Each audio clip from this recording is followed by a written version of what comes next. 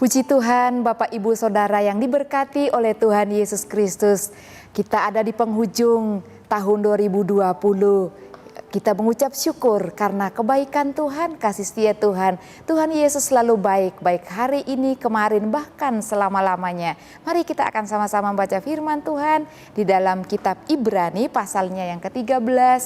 Kita akan membaca bersama-sama Ibrani 13 ayat 5 dan ayatnya yang ke-6. Ibrani 13 ayat 5 dan 6. Saya membacakan firman Tuhan ini untuk kita semua. Janganlah kamu menjadi hamba uang dan cukupkanlah dirimu dengan apa yang ada padamu. Karena Allah telah berfirman, aku sekali-kali tidak akan membiarkan engkau dan aku sekali-sekali tidak akan meninggalkan engkau. Sebab itu dengan yakin kita dapat berkata, Tuhan adalah penolongku, aku tidak akan takut. Apakah yang dapat dilakukan manusia terhadap aku? Puji Tuhan Bapak Ibu Saudara yang diberkati oleh Tuhan Yesus. Saya memberikan judul untuk renungan kita pada hari ini yaitu hamba uang. Hamba uang adalah orang yang secara berlebihan cinta akan uang atau harta. Hamba uang juga orang yang tidak pernah merasa cukup dengan apa yang ada pada dirinya.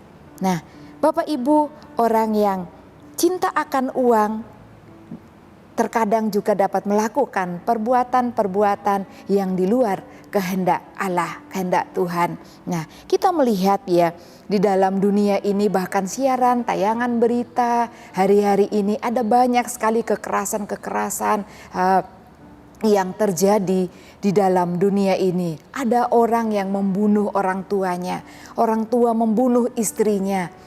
Karena apa? Karena masalah uang. Dan kita akan melihat kenapa firman Tuhan mengajarkan kita untuk tidak menjadi hamba uang. Kita melihat pada pasal 13, Ibrani 13 ayatnya yang kelima tadi dikatakan, janganlah kamu menjadi hamba uang dan cukupkanlah dirimu dengan apa yang ada padamu. Ada banyak orang yang menjadi hamba uang sehingga mereka melakukan korupsi, mereka membunuh, mereka mencuri, memfitnah, memiliki rasa iri yang berlebihan sehingga ingin menguasai milik orang lain.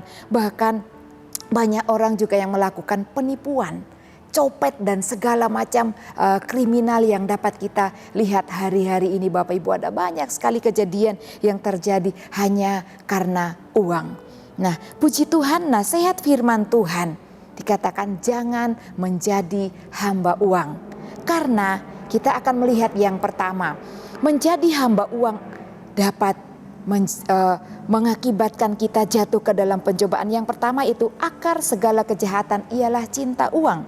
Kita dapat melihatnya pada 1 Timotius 6, 1 Timotius pasalnya yang ke-6, ayatnya yang ke-10, 1 Timotius pasalnya yang ke-6, ayatnya yang ke-10 firman Tuhan berkata demikian, karena akar segala kejahatan ialah cinta uang.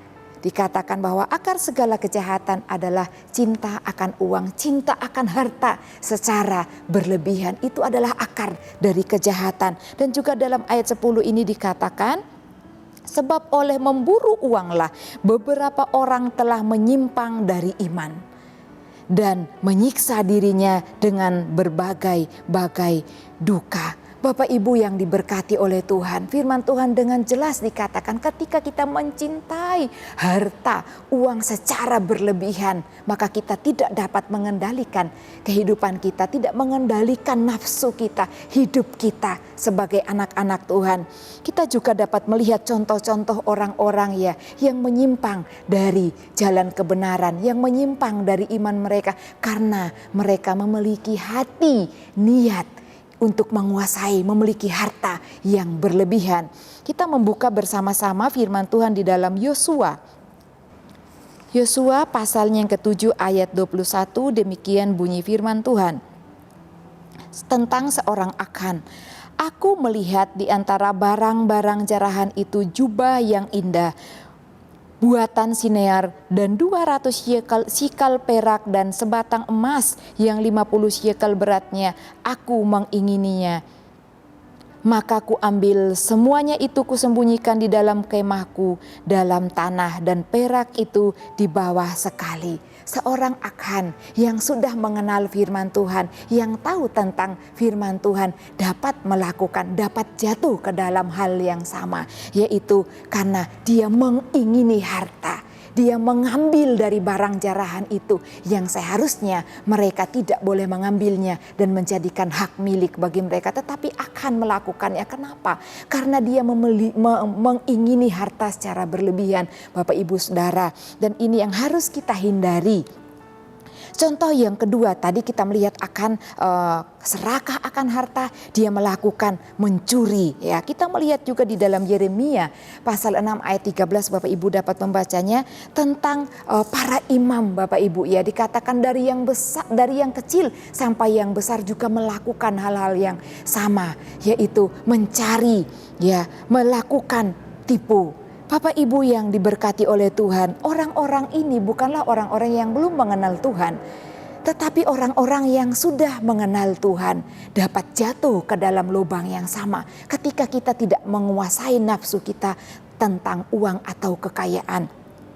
Yang ketiga, contoh orang yang menyimpang dari imannya adalah orang-orang Israel. Kita dapat menemukan firman Tuhan di dalam Yehezkiel 33, Yehezkiel pasalnya yang ke-33, Yehezkiel 33 ayatnya yang ke-31.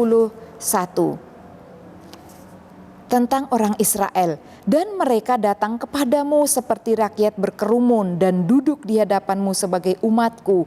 Mereka mendengar apa yang kau ucapkan, tetapi mereka tidak melakukannya. Mulutnya penuh dengan kata-kata cinta kasih, tetapi hati mereka mengejar keuntungan yang haram. Orang-orang Israel, ya, duduk mendengarkan firman Tuhan yang diberitakan oleh Musa, tetapi Tuhan berkata mereka hanya duduk mendengarkan, tetapi mereka tidak melakukan, karena ternyata di dalam kehidupan umat Tuhan ini mereka mencari keuntungan dengan haram, melakukan hal-hal yang tidak berkenan di hadapan Tuhan, melakukan hal-hal menghalalkan segala cara demi uang, demi kekayaan, demi harta. Bapak Ibu yang diberkati oleh Tuhan, firman Tuhan katakan tadi dalam 1 Timotius 6, yaitu ayatnya yang ke-10, menyiksa dirinya dengan berbagai duka. Oleh karena itu Bapak Ibu, mari kita menjauhkan diri kita dari hal demikian.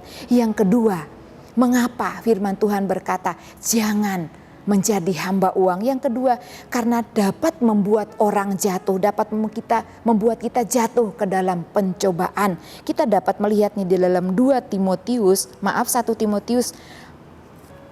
Timotius pasalnya yang ke-6, 1 Timotius 6 ayatnya yang ke-9. Tetapi mereka yang ingin kaya terjatuh ke dalam pencobaan, ke dalam jerat, dan ke dalam berbagai-bagai nafsu yang hampa dan mencelakakan, yang menenggelamkan manusia ke dalam keruntuhan dan kebinasaan. Berbahaya Bapak Ibu ketika kita mencintai uang, ya, memiliki nafsu yang berlebihan terhadap harta kekayaan adalah mendatangkan kehancuran, keruntuhan, bahkan kebinasaan. Firman Tuhan menjelaskan. Bapak Ibu yang dikasihi oleh Tuhan, ada anak-anak Tuhan, ya, yang jatuh, yang binasa oleh karena mereka mencintai harta secara berlebihan. Kita melihat dalam perjanjian baru dalam Kisah Para Rasul, contoh Ananias dan Safira. Mereka ingin memberi untuk pekerjaan Tuhan, tetapi karena mereka mencintai harta mereka, mereka menahan separuh dari harta itu, dan akhirnya mereka jatuh ke dalam pencobaan ketidakjujuran, mereka binasa. Dan contoh yang lain Bapak Ibu juga kita dapat melihat, ya, di dalam firman Tuhan tadi, seorang Akhan, ya, dia adalah anak Tuhan. Dia tahu tentang kebenaran firman Allah melalui mulut Musa yang diberitakan. Tetapi dia juga jatuh ke dalam pencobaan karena dia memberikan peluang bagi pencobaannya itu, yaitu ingin memiliki harta secara berlebihan. Nah, bagaimana, ya, caranya agar kita tidak terjerumus atau menjadi hamba uang? Bapak Ibu, maka kita harus melakukan hal-hal demikian, yaitu yang pertama, mengelola keuangan dengan baik dan benar. kita juga belajar dalam 2 minggu yang lalu ya, menggunakan berkat Tuhan dengan memberkati banyak orang ya. Firman Tuhan berkata 2 minggu yang lalu, untuk mengasihi semua orang, terlebih saudara seiman. Mari Bapak Ibu menggunakan harta kekayaan berkat Tuhan milik kita yang Tuhan berikan untuk pekerjaan Tuhan. Supaya pekerjaan Tuhan dapat berkembang dengan baik dan kita pun berkenan di hadapan Tuhan. Berkat Tuhan yang kita terima tidak kita gunakan untuk diri kita sendiri, tetapi untuk pekerjaan Tuhan. Yang kedua, di dalam mengelola keuangan dengan baik dan benar, berbagi kepada orang-orang yang membutuhkan, baik saudara seiman, keluarga maupun orang lain. Yang ketiga, dalam mengelola keuangan dengan baik dan benar, supaya kita tidak terjerat di dalam cinta akan uang dan jatuh ke dalam pencobaan. Ya, dikatakan bahwa kita harus memiliki kepuasan dengan apa yang ada di dalam kehidupan kita. Dalam firman Tuhan tadi ya, kita harus memiliki rasa puas dengan apa yang ada kepada kita. Kita juga dapat melihat contoh dari Rasul Paulus di dalam Filipi pasal 4 ayat yang ke-11. Rasul Paulus mengakui bahwa dia tahu apa artinya di dalam kelebihan dan kekurangan, dan dia belajar mencukupkan diri dengan apa yang ada padanya. Puji Tuhan Bapak Ibu. Yang ketiga yaitu miliki ya kehadiran dan pemeliharaan Allah di dalam kehidupan kita. Kita dapat melihatnya dalam 1 Timotius 6 ayat 6 dan ayat yang ke-8. Kembali ke dalam 1 Timotius tadi pasal yang ke-6 ayat 6 dan 8 saya bacakan. Memang ibadah itu kalau disertai rasa cukup memberi keuntungan besar, ayat 7. Sebab kita tidak membawa sesuatu apa ke dalam dunia dan kita pun tidak dapat membawa apa-apa keluar.